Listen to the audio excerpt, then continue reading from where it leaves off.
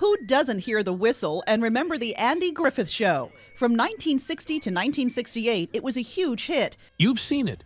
Andy and little Opie strolling to the lake, whistling that tune we all know by heart. It feels like the perfect slice of small-town life. But what if that peaceful opening held secrets that most fans never even noticed? Hidden behind the smiles and simple joys are stories that reveal a much deeper, messier, and sometimes heartbreaking reality. Today, we're digging into the things the show never meant for you to see. Real injuries on set, unexpected romances, and quiet moments of pain that played out while the cameras were rolling. Ready to see Mayberry in a whole new light? Once you hear these behind-the-scenes truths, there's no going back. The pickle scene that left Don Knotts in stitches. If you could only keep one episode from the Andy Griffith Show, which would it be? For Don Knotts, the answer was simple: the pickle story. Fans still talk about it as one of the funniest episodes ever, and Don agreed. What made it so unforgettable? Picture this. Aunt Bee, full of pride, makes a giant batch of homemade pickles. The only problem? They taste awful.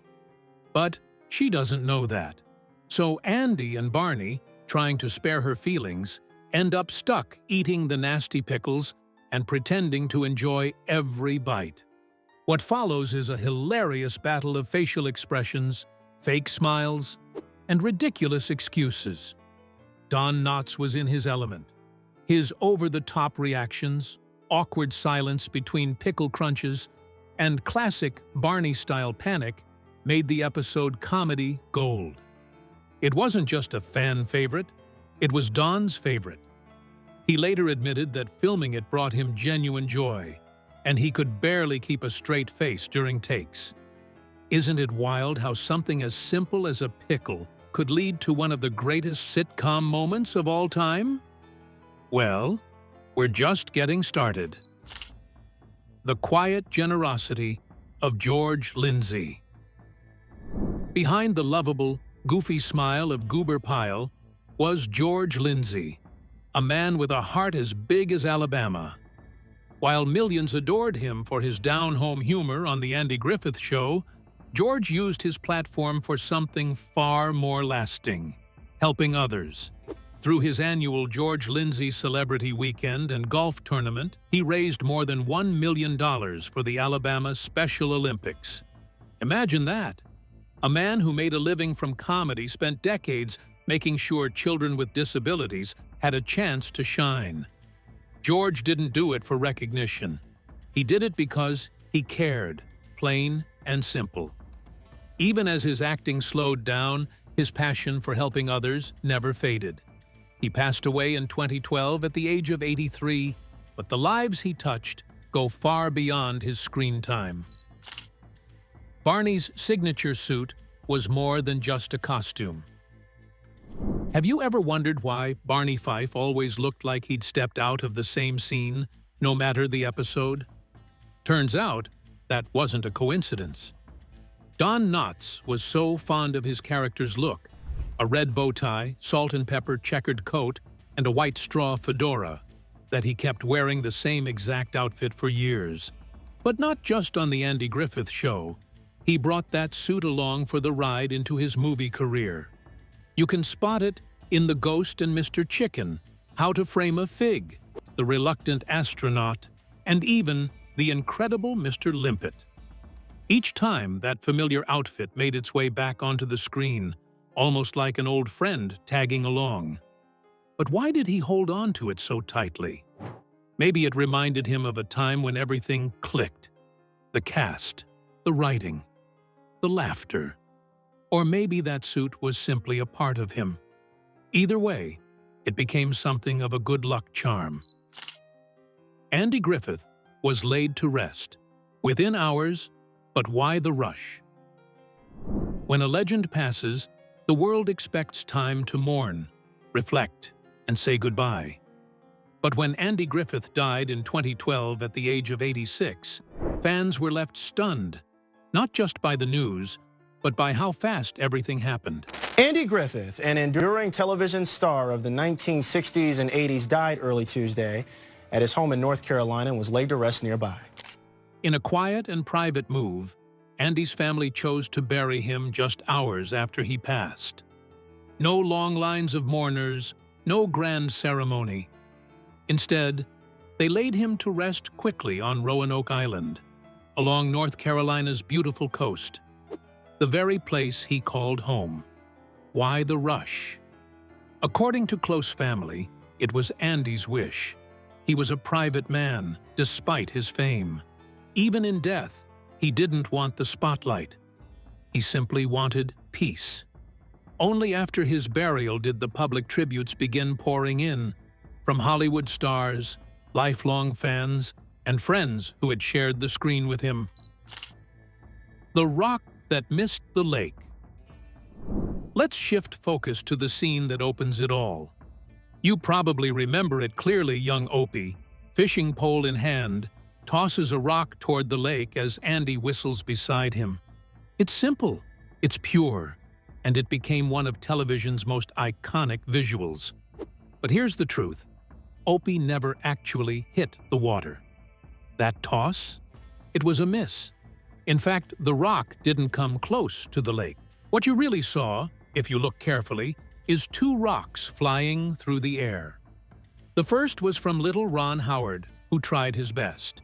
The second, more discreet, was thrown by a crew member off camera just to make it look like Opie's throw landed perfectly. It's one of those subtle behind-the-scenes tricks that created TV magic, and most viewers never knew. Andy's secret injury and how they hid it. During the filming of Season 2, something happened off-camera that could have derailed everything. Andy Griffith, in a burst of frustration, punched a wall hard enough to fracture his hand. Not exactly Mayberry behavior, right? But rather than halt production, the writers slipped in a quick explanation. Sheriff Taylor injured himself chasing down some crooks. And just like that, Andy's bandaged hand was part of the storyline. What's wild is how seamlessly they covered it up, and how few people noticed. The show was known for its charm and calm, but sometimes real emotions bubbled under that surface. Don Knotts couldn't stand the serious side of Andy Griffith. Ever noticed how Andy Taylor always kept his cool, while Barney Fife constantly exploded into nervous chatter? Well, Don Knotts noticed it too, and he wasn't a fan. Don often said he didn't like it when Andy Griffith played things too seriously. The magic of the show, in Don's eyes, came from light-hearted chemistry, not stern lectures. While Andy had a natural gift for delivering warm, fatherly advice, Don preferred when they leaned into the laughs. He believed that comedy was where the heart of Mayberry truly lived. This difference in preference sometimes led to creative tension behind the scenes. Andy, being the show's namesake, felt the responsibility to anchor the stories with meaning. But Don, always chasing the next big laugh, wanted the show to keep its tone playful. It's fascinating to think how two actors who made magic together could see things so differently. And yet, maybe that's what made it work. One serious, one silly. Annetta Corsaut had a real-life romance with Andy Griffith. Was that chemistry between Sheriff Andy Taylor and Helen Crump just acting? Not quite. Behind the scenes of the Andy Griffith Show, things got a little more personal than fans realized. Annetta Corsaut, who played Helen Crump, wasn't just Andy Taylor's love interest on the show. She was also Andy Griffith's real-life flame for a time. Their on-screen romance spilled into real life, quietly unfolding behind the cameras. But here's the twist. Andy was married at the time. Although he and his wife eventually divorced, this behind-the-scenes romance added a layer of tension and secrecy to the show's production. Still, Andy and Annetta remained close for years, even after the series ended. Many believe their connection was deep and genuine, even if it wasn't always smooth. Andy Griffith nearly left the show early. Can you imagine the Andy Griffith Show without Andy himself? Believe it or not, that almost happened. In the early seasons, Andy Griffith considered stepping back from his leading role. And the reason might surprise you. As the show gained momentum, all eyes turned to Don Knotts, whose portrayal of Barney Fife stole scene after scene. Audiences loved him, and instead of feeling threatened, Andy embraced it, even encouraging writers to give Barney more lines. But behind the scenes, Andy started to wonder if the show might actually do better without him in the spotlight. He had always envisioned the series as an ensemble, not just about Sheriff Taylor. For a while, he toyed with the idea of leaving and letting the focus shift. Thankfully, he stayed, and the balance between his calm, grounded presence and Don Knotts' wild energy became the magic formula that made the show a hit. Ron Howard was just a kid, but he already knew his lines better than anyone. What were you doing at the age of 6? Maybe still learning your ABCs or learning to tie your shoelaces right? Well, Ron Howard, who played Opie Taylor, was already holding his own among veteran actors and memorizing everyone's lines, not just his own. Seriously, from the moment he stepped onto the Mayberry set, it was clear this wasn't your average kid actor. He had a sharp memory, a strong work ethic, and an uncanny sense for timing. Directors were amazed. While most children his age struggled to sit still, Ron would calmly wait for his cue, and could even prompt other actors if they forgot their lines. Andy Griffith was so impressed with him that he treated Ron like an equal, both on and off camera. In interviews, Andy often praised Ron's natural talent, saying that even at a young age, he carried a quiet professionalism. It wasn't just talent, it was discipline. Ron took the job seriously, even if he didn't always understand the bigger storylines. Andy Griffith was the king of on-set pranks. Sure, Andy Taylor was the calm and wise sheriff on screen, but off-screen?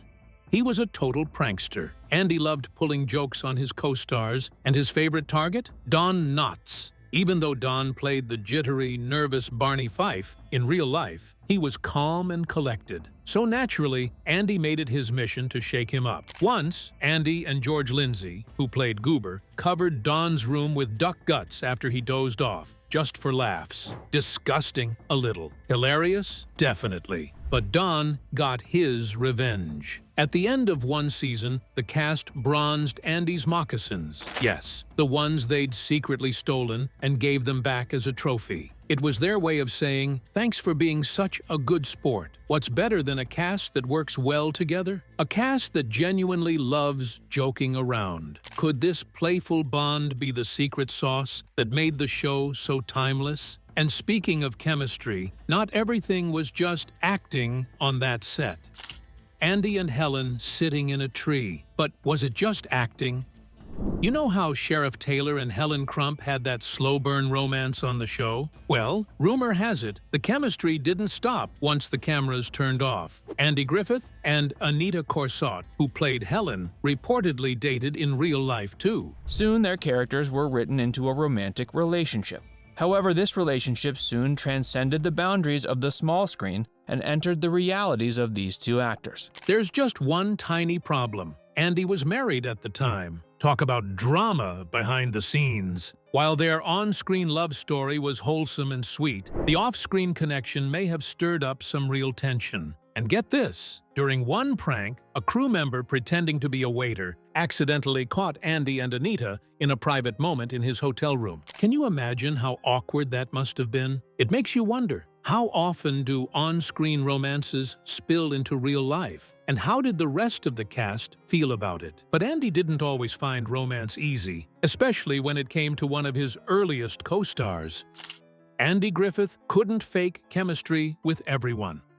Not all TV couples click, and Andy Griffith learned that the hard way. When The Andy Griffith Show first aired, Eleanor Donahue played Ellie Walker, the town pharmacist and Andy's love interest. But after just one season, she was gone. Why? According to Eleanor, she and Andy had no on-screen chemistry. None. Zilch. And Andy later admitted that he felt uncomfortable filming romantic scenes altogether. Turns out, being America's favorite sheriff didn't mean he was ready to play the part of a romantic lead. It's rare to hear a star admit something like that, but it just shows how human Andy was. He could handle drama, comedy, and parenting scenes with Opie, but romance, that was his weak spot. Do you think the show would have felt different if Ellie had stayed? Or was Helen Crump the perfect match all along?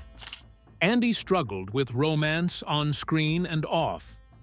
You'd think Andy Griffith, with his southern charm, would be a natural at romantic scenes. But actually, he found them awkward, especially when there was no chemistry. Just ask Eleanor Donahue, who played Ellie Walker. She left after only one season. Later, Andy admitted that playing love scenes made him uncomfortable. Isn't it strange how a guy as smooth as Sheriff Taylor couldn't fake a kiss on camera? Aunt Bee was no fan of comedy. Here's something you'd never guess. The woman who played sweet, funny Aunt Bee, she wasn't all that into comedy. Frances Bavière, the actress behind the beloved character, didn't enjoy the humorous side of the show as much as everyone else. Some say she didn't even like being part of a sitcom. So how did she end up on one of the most iconic comedies in history? Was it the paycheck, the fame, or something else entirely? Aunt Bee had some surprising habits off-screen. You'd think someone who played such a wholesome, cookie-baking character would be just as sweet in real life, right? Well, Frances Bavière was full of surprises. According to cast members, she wasn't nearly as cheerful as Aunt Bee off-screen. She preferred quiet, didn't care much for comedy, and even kept to herself during lunch breaks. She also had some quirky habits, like owning over a dozen cats and living alone in a huge house in Siler City, North Carolina. Locals described her as private and a little bit mysterious. But despite all that, fans loved her, and so did the town. When Frances passed away, many neighbors said they were shocked to learn she had been Aunt Bee. She kept her personal life that private. How does someone so quiet end up playing one of the most beloved characters in TV history? There's still so much more behind-the-scenes magic and drama that shaped the heart of Mayberry. Ready to hear what happened next? The final episode of Mayberry. Most folks thought The Andy Griffith Show ended, and that was that, but not quite. Right after the final episode aired on September 23, 1968, a new chapter quietly began. It was called Mayberry RFD. While it didn't have the same charm as the original, it ran from 1968 to 1971. The town of Mayberry lived on, just with a slightly different cast and vibe. Have you ever watched Mayberry RFD? Do you think it kept the same magic, or did it feel like something was missing?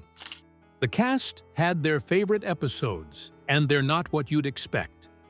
Ever wonder which episodes the cast loved most? Andy Griffith once said his favorite was Barney's First Car, probably because it perfectly captured Don Knotts' quirky brilliance. Ron Howard, on the other hand, picked The Ball Game. That one had a special place in his heart because his real-life dad, Rance Howard, wrote it. Isn't that sweet? Which episode do you think stood out the most? And do your favorites match theirs? They left while they were still on top, and that's rare. Here's something wild. The Andy Griffith Show didn't fade away. It went out #1 on the charts. The Andy Griffith Show gave us 249 incredible episodes, over 8 unforgettable seasons, packed with charm, humor, and heart. When it ended in April of 1968, it was sitting right at the top of the Nielsen ratings. That's a rare club, by the way. Only 2 other shows in television history have pulled that off: Seinfeld and I Love Lucy. The show started back in October of 1960 and transitioned from black and white to color over the years. Funny enough, Andy always said it reminded him more of the 1930s than the 60s. Do you think nostalgia was the real reason people loved it so much? Don Knotts almost didn't make it past episode 1. Can you imagine the Andy Griffith Show without Barney Fife? That almost happened. Don Knotts showed up on day 1 without a signed contract. No guarantees, no promises. If the chemistry between him and Andy hadn't been so electric, we might have only seen Barney once. But the producers were so wowed that they signed him immediately, for 1 year at first, and then added 5 more. It makes you wonder, how different would the show have been without Don's wild eyes and nervous energy? That police car was a real Ford, and there were lots of them. Remember Andy and Barney's trusty squad car? It was a Ford Galaxy. And here's the cool part. Every season, they got a brand new one from the local Ford dealership for free. In exchange, the show gave back the previous year's car, which the dealer would repaint and sell like nothing ever happened. Over the years, 10 different Galaxies rolled through Mayberry. 10! Some folks still build replicas today, cruising around in cars that look just like the ones from the show. Would you drive a Mayberry squad car if you had the chance? Share with us in the comments. Andy Griffith's legacy.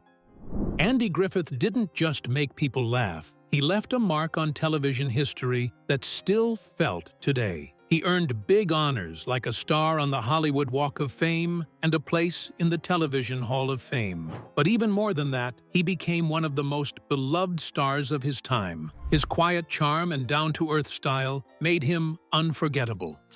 Don Knotts walked away, but not because he wanted to. This one might surprise you. Don Knotts didn't leave the Andy Griffith Show because of drama or a fight. He left because of a casual conversation. Andy once told Don he only planned to do the show for 5 years. So, when their 5-year contracts ended, Don signed a deal with Universal Pictures for 3 years. Andy later changed his mind and decided to keep the show going. By then, Don was already committed to something else. Andy and Barney's bond was more than just funny. At first, Andy and Barney were written as cousins, actual family. But after the first season, the writers dropped that idea and made them childhood friends instead. Still, their bond was powerful and told a deeper story about small-town connections and loyalty. It poked fun at how some people landed government jobs in tight-knit southern towns just by knowing the right folks. Ever notice the mystery man in the crowd? If you've watched the show closely, you might have spotted a man who kept showing up, never speaking, just there. That was Mr. Schwamp. He had slick black hair that looked suspiciously like a toupee, and usually showed up in the background, sitting on a bench or watching town events. Andy or Barney would sometimes say, "Hello, Mr. Schwamp," and he'd smile or nod, but that's it. No one ever explained who he was. Was he just an inside joke, or did he have a story we never got to hear? What about Helen Crump? Speaking of mysterious things, let's talk about Helen Crump. She was never supposed to be a regular character. Her name was picked just for a one-off appearance. But Anita Corsaut nailed the role and had such great chemistry with Andy that the writers kept bringing her back. Eventually, she became a staple of the show. Ever wonder how many of your favorite characters weren't even supposed to stick around? Ron Howard's real-life connection to Opie's story.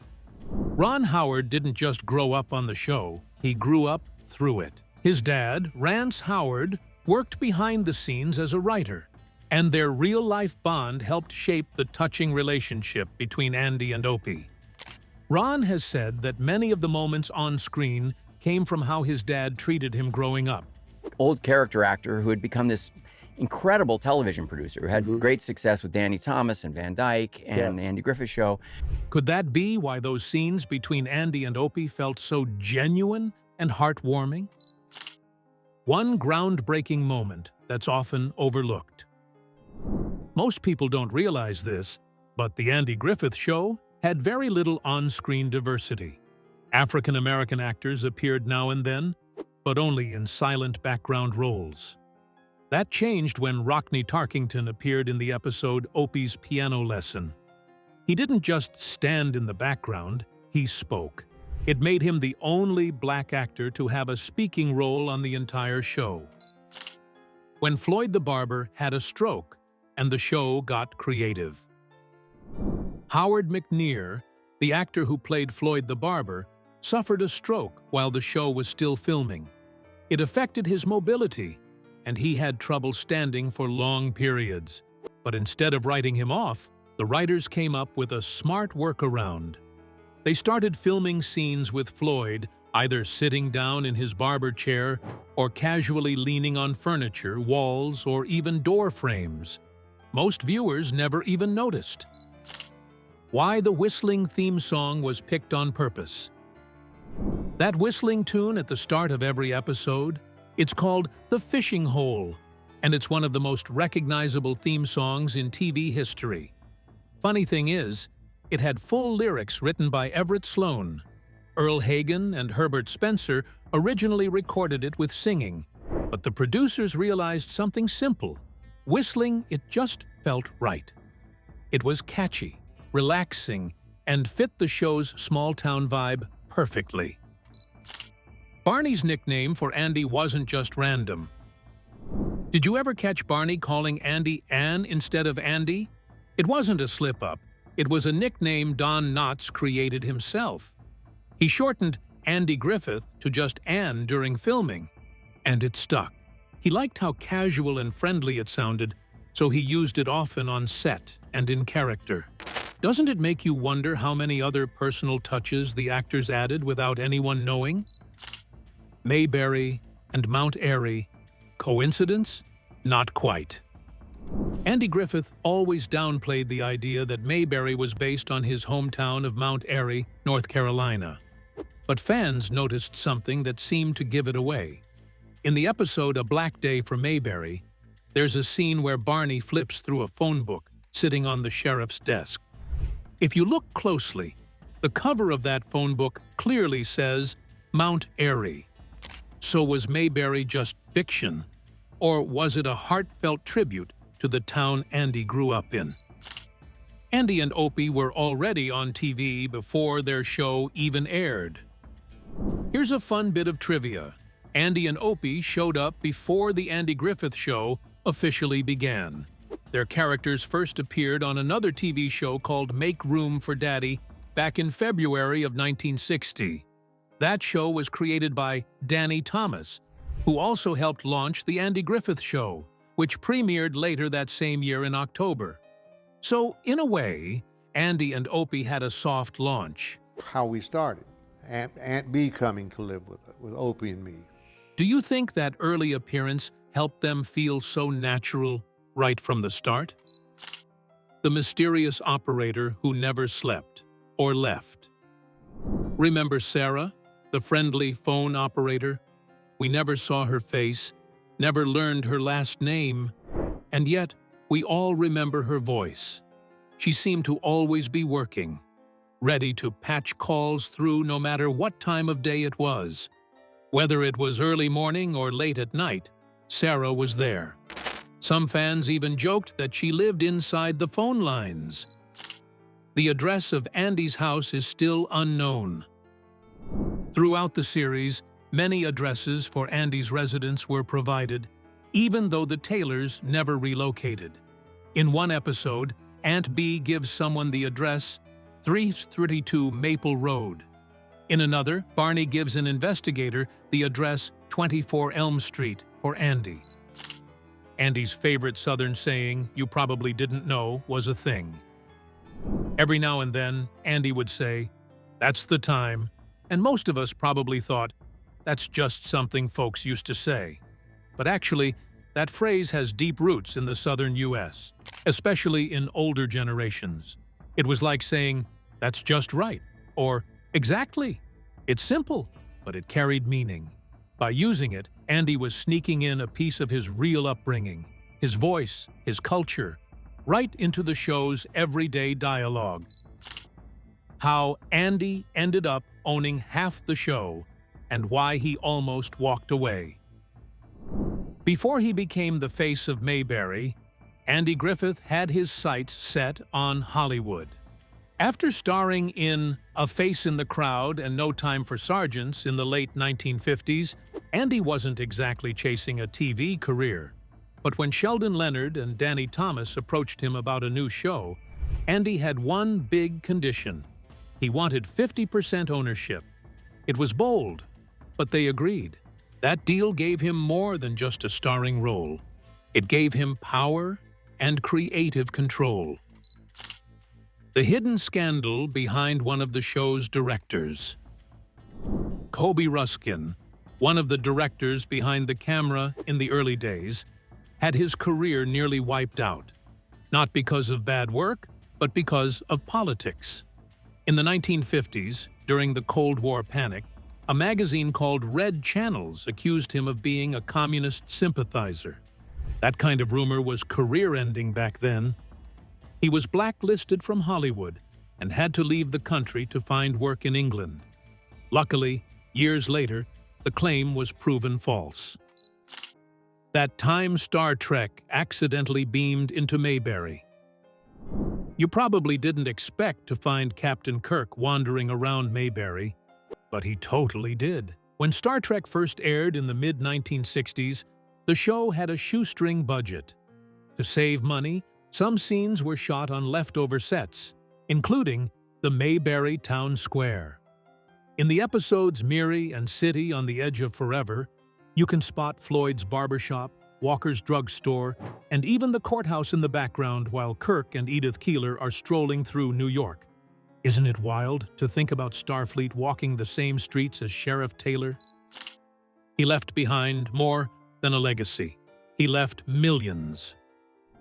By the time Andy Griffith passed away in the year 2012, his estimated net worth was around $35 million. That's a lot of money for a guy who started off in rural North Carolina with a thick accent and a love for storytelling. But Andy didn't just play the part of a smart man, he was one. With part ownership of the show, long-lasting reruns, and a loyal fan base, his fortune grew quietly over the years. Would you have guessed that much wealth was tucked behind that friendly Mayberry smile? Did any of these catch you off guard?